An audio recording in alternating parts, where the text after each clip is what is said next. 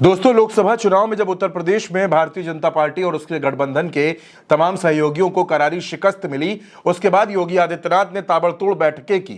कहा गया कि उत्तर प्रदेश में नौकरियों की भरमार आ जाएगी, युवाओं को नौकरी मिलेगी, किसी को कोई समस्या नहीं होगी। लेकिन उत्तर प्रदेश में योगी सरकार के ही मंत्री दयाशंकर सिंह फरियादियों की बात नहीं सुनते। दयाशंकर सिंह अपने दरवाजे पर आए हुए फरियादियों को हड़का देते हैं, उनको डांट देते हैं। दरअसल उत्तर प्रदेश में दयाशंकर सिंह परिवहन विभाग के मंत्री हैं और परिवहन विभाग में बीते 7-8 सालों में तकरीबन 1000 कर्मचारियों की मौत हुई है, जिनके मृतक आश्रित अब नौकरी की आस में दर-दर भटकने को मजबूर हैं। वो लगातार प्रदर्शन कर रहे हैं, लगातार नौकरी की आस लगाकर बैठे हैं। आंकड़ा तकरीबन 988 के आसपास है। 988 से ज्यादा लोगों की मौत हुई है जिनके परिजन नौकरी की आस में बैठे हैं। इन परिजनों का कहना है कि नौकरी न मिलने की वजह से आर्थिक स्थिति खराब हो गई है, घर का खर्चा नहीं चल पा रहा है। और जब ये लोग प्रदर्शन करते करते थक गए तो ये दयाशंकर सिंह के आवास पर पहुंच गए। दयाशंकर सिंह ने जब प्रदर्शनकारियों को अपने आवास के बाहर देखा तो तमतमा उठे और उन्होंने कहा कि नौकरी वोकरी छोड़ो, सांसद बनो, विधायक बनो, मंत्री बनो, नेतागिरी करो, जाकर नौकरी मत करो। लेकिन प्रदर्शनकारी जब उनसे अपनी बात करते रहे, प्रदर्शनकारियों ने कहा कि हमें नौकरी मिलनी चाहिए, हम 7-8 सालों से संघर्ष कर रहे हैं, तो दयाशंकर सिंह ने कहा कि फिलहाल मेरे हाथ में कुछ नहीं है, जब फाइनल लिस्ट जारी होगी तब पता चलेगा कि किसको नौकरी मिली और किसको नौकरी नहीं मिली। दयाशंकर सिंह ने कहा कि अगर प्रदर्शन करना है तो प्रदर्शन करते रहो, उससे कुछ होने वाला नहीं है। 7-8 सालों से जिन लोगों के पास नौकरी ना हो, जिनका आर्थिक तंत्र पूरी तरीके से बेकार हो गया हो, जिनके घर के किसी शख्स की मौत हुई हो, वो अपना हक मांग रहे हैं, मृतक आश्रित हैं, उनको नौकरी मिलनी चाहिए लेकिन नहीं मिल रही।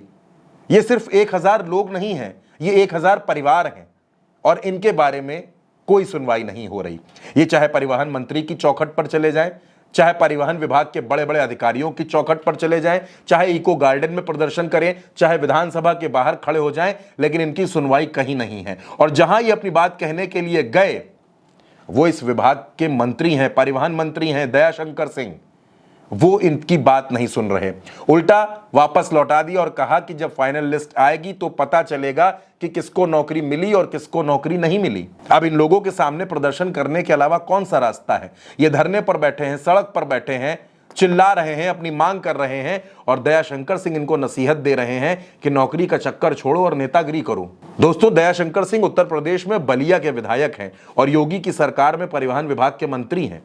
उत्तर प्रदेश में बसों की स्थिति क्या है, सरकारी बसें किस तरीके से डग्गा मार हैं, किस तरीके से उनमें धक्का लगाना पड़ता है, वो तस्वीरें किसी से छिपी नहीं हैं। वक्त वक्त पर हमने वो तस्वीरें देखी हैं। और आज जब ये लोग अपने हक की मांग कर रहे हैं, ये कुछ वो नहीं मांग रहे कि आप इनको जरूरत से ज्यादा दे दीजिए, ये सिर्फ अपना हक मांग रहे हैं कि हमारा हक है, आप हमको नौकरी दीजिए, क्योंकि हम मृतक आश्रित हैं।